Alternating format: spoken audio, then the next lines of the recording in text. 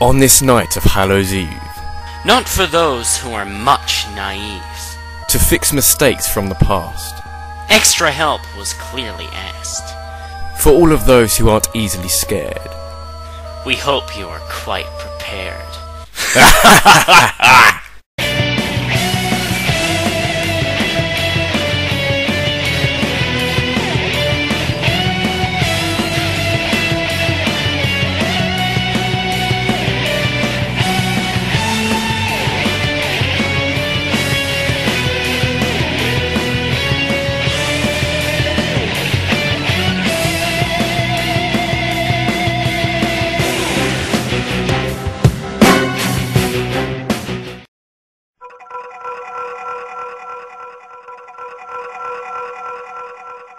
As the majority of you should know, I'm a big fan of The Legend of Zelda. What with its great gameplay, magnificent stories, and great soundtracks, how could someone not like this series of games? But behind these aspects, the Zelda series contains a large amount of strange and downright wrong themes, and characters that would make even the most seasoned gamer cringe. With these multitudes of choice, making a list of these things is not a challenge in the slightest. As some of my viewers may remember, the very first countdown I ever made was on a very similar topic to this, and it was bad. I mean, really bad. So, for the remake of this list, I've asked the assistance of Senior rabbidluigi here to make the list the way it should be. What we are defining freaky as is the compilation of the terms of strange, weird, disturbing, frightening, and any of the other describing words associated with Halloween. Another crucial thing to remember is that these are our opinions, and our opinions will not be identical to yours. So please don't spend your time bitching in the comments section, it does get quite boring to read after a while. With all that said, let the countdown begin!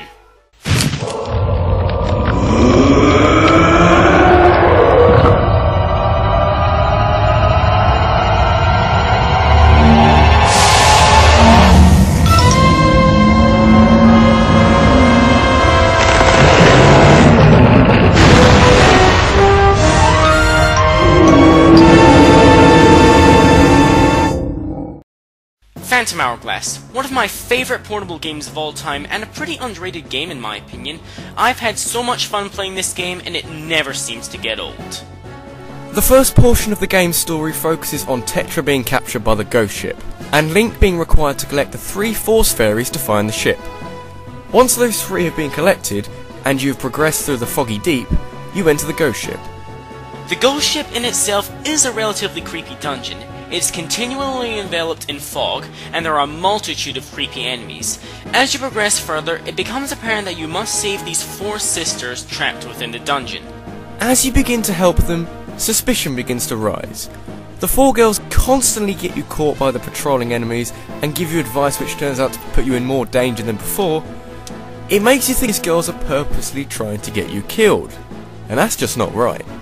Those suspicions are proved correct once you save the final sister, where they reveal themselves as the boss of the ghost ship, the Diabolical Cubus sisters. This revelation isn't actually that surprising. To be honest, I saw this coming pretty early on.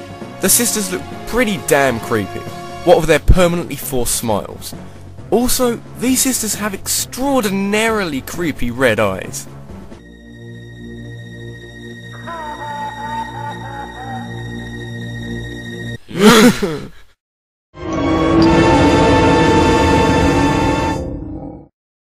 Hey Speed.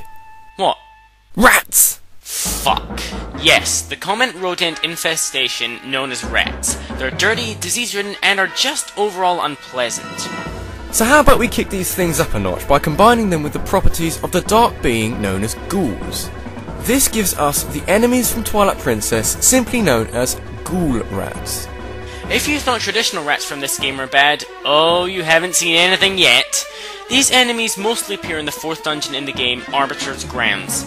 Similar to other enemies in the game, like Pose, they are invisible to the human eye and can only be seen using wolf senses. While as typical enemies they are no threat at all, their special talent is what truly makes them stand out. In some areas while walking around these parts of quicksand, Link will suddenly gain a huge quantity of weight, leading to a lot of hazards. Sometimes you'll see Midna flipping a shit for no apparent reason. If you turn on the wolf sense, you will find— Sweet Jesus! Yes, these rodents are actually clinging to your body, dragging you into danger. I think we're done with this.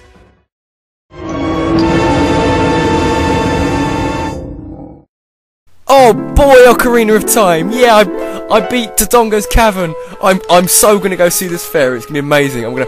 Oh. Speed? What is that? Seriously, what in the world were Nintendo thinking, making the Great Fairy look like this? There are so many things that are just weird about this. First, just look at what she's wearing. What is the age rating on this game again? E? Why is she so scantily dressed in an E-rated game, in a Nintendo game no less? Those clothes lead to a misconception when you see her face. And sweet holy hobnobs, is it unappealing? Also, have you heard that laugh? Why Nintendo? Just... why? Thankfully, these designs were changed very much for the better in Wind Waker and especially in Twilight Princess. On the other hand, let's not talk about the Great Fairy Mask.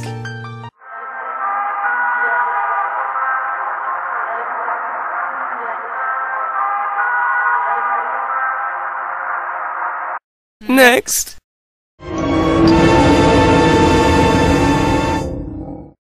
One aspect of games that tends to get a lot of praise is the overworld, the main field that allows the player to get to all the other locations in the game, and Hyrule Field in any incarnation is no exception.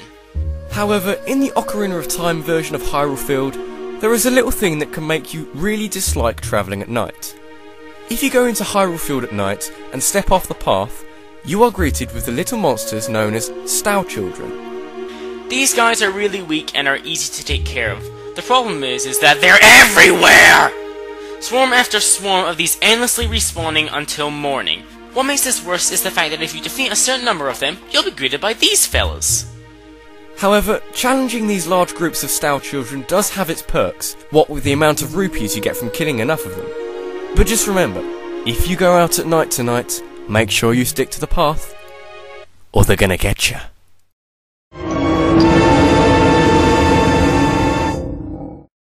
Out of all the Zelda games that receive a lot of criticism, one of the big ones is Spirit Tracks. I really don't see what all your complaints are. Sure, it's different, but that doesn't mean it's necessarily bad. One of the biggest changes was the introduction of the train. While this is relatable to the boat from Phantom Hourglass, the train is set firmly on tracks, preventing large exploration. On the other hand, this set on rails mechanic allows for the number 21 spot on this list. As you enter certain areas of the game, you'll be forced into a chase scenario by these dark trains. If you see these guys coming, you better run, or drive your train. That's probably faster. These trains have no purpose in the world other than to crash into you, resulting in an instant game over. What makes these trains so effective is their positioning. They are placed at areas where you really don't want to see them, and they can really piss you off at points. Sure, the dark trains aren't that bad, but when the armoured trains join the scene, you better be prepared. Unlike the derpy dark trains, these armored trains are much more persistent. They are faster and they can even reverse. But all the hell these trains put you through is quickly extinguished once you enter the dark world and get the Tears of Light. With that, you can go Super Saiyan!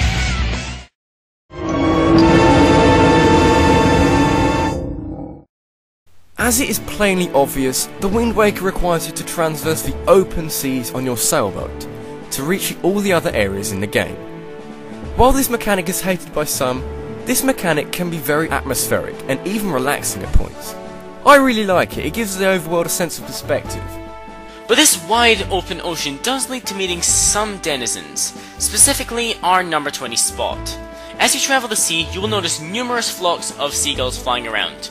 Trust us, these birds are not for decoration. I wish they were. On certain points of this overworld, flocks of seagulls will congregate in one point.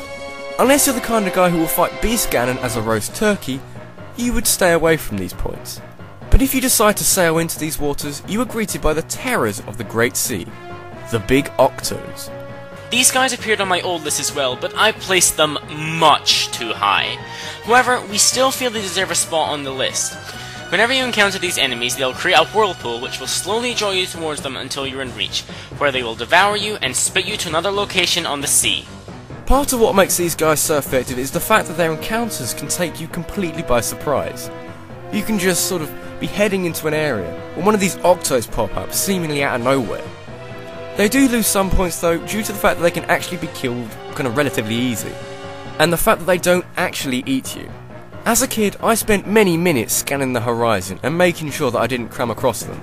They were the bane of my Wind Waker experience.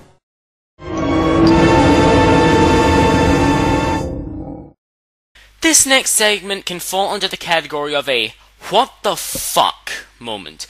All we have to do is sit back and watch.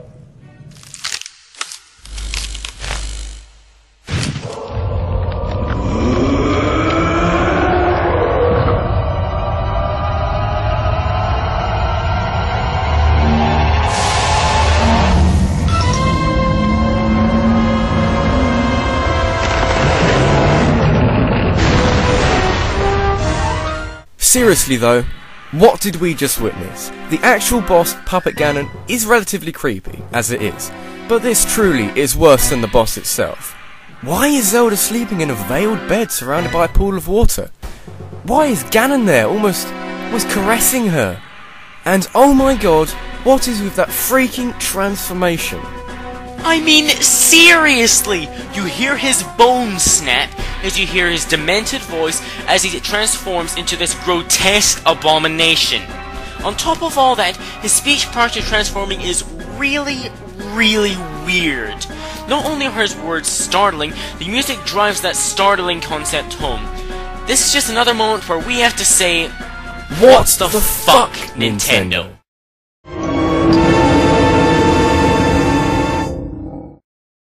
Majora's Mask. While being a fantastically emotional game, this game has plenty of kind of freaky moments in it. Trust me, this will only be the first of many you will see on this list from Majora's Mask. When you first enter Romani Manch and talk to Romani, she will tell you about them. She is referring to a type of invaders who show up at the time of the festival to take away their cows for unknown reasons. Yes, the beings Romani is talking about is aliens. You are hearing this right. There are aliens in Majora's Mask. And they are creepy. Romani asks you to arrive back to the ranch on the night of the first day, in order to help her fight them off. When you arrive back, things start coming together. The aliens appear and begin attacking the ranch. Fuck this shit. I'm getting the bazooka. The whole scenario is extremely unsettling, but unfortunately it gets worse. If you manage to defend the ranch for the full period of in-game time, things will return to normal. But if you let just one alien reach the ranch, this is where things get freaky. An entire alien saucer comes down and not only abducts the cows, but abducts Romani as well. For the whole of the second day, Romani will be entirely missing from the ranch, but will be back on the third day. Romani is now entirely different. Not only has practically all of her memories been erased, but her entire character has shifted from a happy, fun-loving girl to a depressing, emotionless wreck. This raises the question, what did the aliens actually do to her up there? On second thoughts, I don't want to know.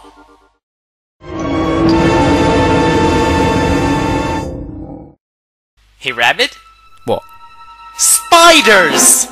Oh, fuck you. Yes, like the majority of people, I have a particular disliking of spiders. And just so lucky for me, every Legend of Zelda game seems to have some sort of arachnid-style enemy. And the worst variation is Armogohma from Twilight Princess. This boss is pretty much a recreation of the original Goma, but there are a few differences. First, this is a ton more realistic. Unlike the original Goma fight, who isn't even an arachnid, Armogohma very much resembles a tarantula. Except for the fact that it has a huge fucking eye on its back! It crawls all around the room, and somehow has the power to shoot lasers out of its eye? How does that... I don't know. Once you've crushed it with a huge fist from a statue, just like Goma from Ocarina of Time, Armogohma crawls onto the ceiling and literally gives birth to more spiders right in front of you. Fucking brilliant. Well, at least this battle's over quickly. What? That eye on its back is an individual spider? That's it! I'm done! So, how are you all doing out there? Are you having fun? Is this video keeping you entertained? I don't know. I'm kind of... Should I talk about stuff? Oh, right, I'll get on with it.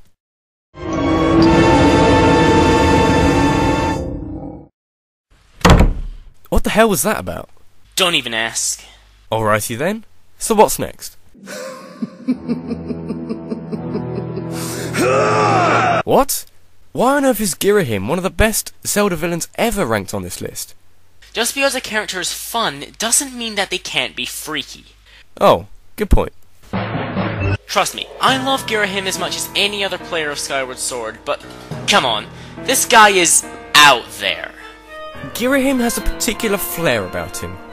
He always seems on edge, and you never truly feel like you know what he'll do next. One moment he's being poetic, next he's sneaking up behind you. Then he's trying to slip his tongue down your eye, and then he's stripping and fighting you. That's odd to say the least. His character, while sparkling with plenty of flamboyancy, does have a certain taste for narcissism, as well as having no comprehension of the term personal space. While he is in battle, his style screams sadistic psychopath. And really, what is with his tongue?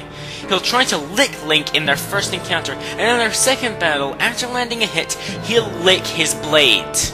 Don't get us wrong, we both love Ghirahim, but really, he's just so damn weird.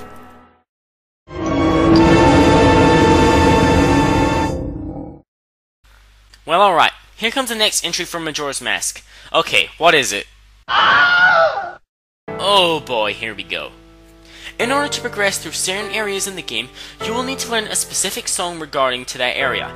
In the more particularly scary area in the game, you will learn a song known as the Elegy of Emptiness.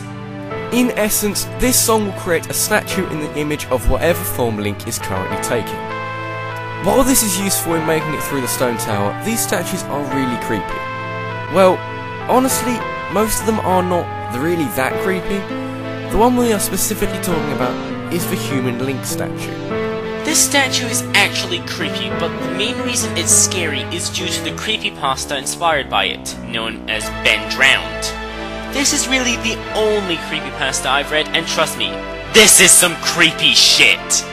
I don't want to give a full story narrative on what the whole thing actually is, but I'll let Rabbid give the gist. Right, here we go. The creepypasta tells the story of a guy who finds a haunted copy of Majora's Mask he found at an old man's garage sale. He is then haunted by a spirit known as Ben, based on the kid who originally owned the game, who drowned. And this spirit takes the form of the human Elegy of Emptiness statue. I really don't like looking at this anymore. Can we move on?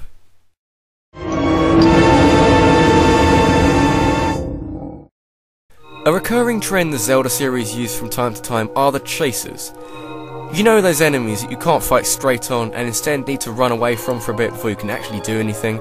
Those things. While these are fun when done right, some can be pretty freaky. For example, the Zant hand from Twilight Princess. As you make your way through the Palace of Twilight, you are required to collect these orbs known as souls, and these hands are their guardians. When you first see these things, they do seem just like ordinary statues, but when these things start floating, you better run. This hand will hunt you to no end to retrieve its soul back. It is very much characterised by the tense theme that plays whenever it approaches, as well as its ability to go through walls. But a large part of why this enemy is so effective is the way the escape routes are designed. The majority of the rooms you need to go through either require you to slow down and take your time, or to leave the soul in a certain spot while you get over an obstacle. Both these scenarios make this hand more intimidating because it has more time to catch you. However, he does lose some points considering you can save souls with the claw shot, and the fact that there are better and scarier chases in the Zelda series.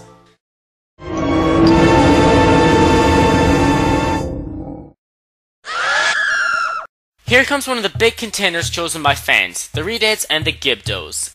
Out of all the scary things from the Zelda series discussed by fans, these two enemies are the ones that pop up the most. But are these enemies really as scary as everyone says they are? No. Well, at least not the Ocarina of Time and Majora's Mask versions of them. These are the ones that are talked about most often. And yes, a lot of people have childhood traumas about them. But in our opinion, by today's standards, they actually look pretty derpy. And then there are the Wind Waker and Twilight Princess versions. The Wind Waker versions, oh my god, what is up with these? You thought the original Redead screams were bad? Listen to this versions! Also, take a look at their designs. Screw a disheveled corpse, how about a freaking animated tiki doll which does even more violent raping to a small child? The Redead Knights from Twilight Princess, while different from the others, are certainly something else. Unlike the previous Redeads, they don't rely on rape to attack. Instead, they use their trademark scream to stun you, and then swing at you with their giant blades. On top of that, they are a cross between Redeads and Gibdos, which equals double the creepy. With those two varieties, it's pretty clear why the Redeads would get the spot. However, there are more big contenders on the way.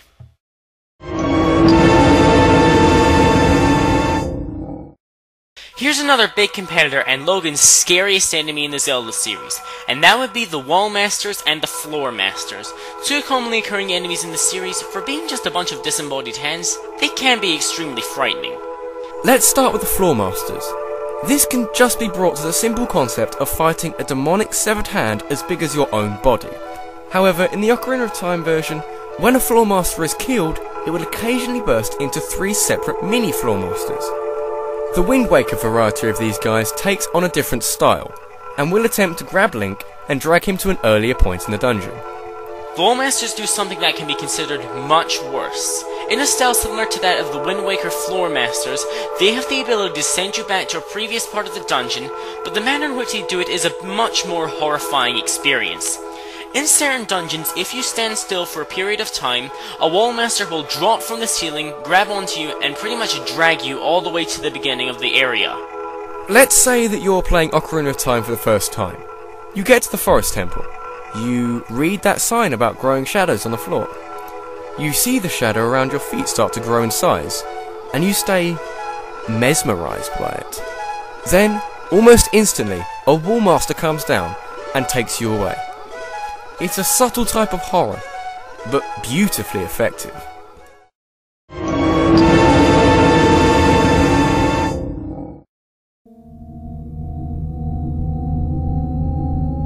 Possibly the scariest area in all of Zelda history, we have Ikana Canyon from Majora's Mask. And my god, this place deserves to be here. Being an entire canyon literally haunted by the dead, you're gonna find some really freaky shit here. One of the most notable things about this place is the music. This track is just haunting. I mean, how the hell would you go around composing this? The area is completely empty, devoid of life, and has a really disheartening feeling about it. While the whole game of Majora's Mask has this sort of feeling, I feel it's extremely prominent here. It's just down to the fact that everyone in this valley is suffering, not just a few of them. These people, however, aren't the main creepy thing about this place. Just look at these fellows. You have a Gibdo army who terrorise a father and his daughter, a dead composer who wants everyone to die of thirst, a half-man, half-Gibdo hybrid, a set of skeletons as rulers, and not to mention a lot of the other stuff in the stone tower. And let's please not mention the well. Please. All in all, this place has everything anyone considers scary. It has a creepy backstory, haunting music, terrifying enemies and characters, and it's all topped off by several annoyances throughout. Hard to think we're not even at the top 10 yet.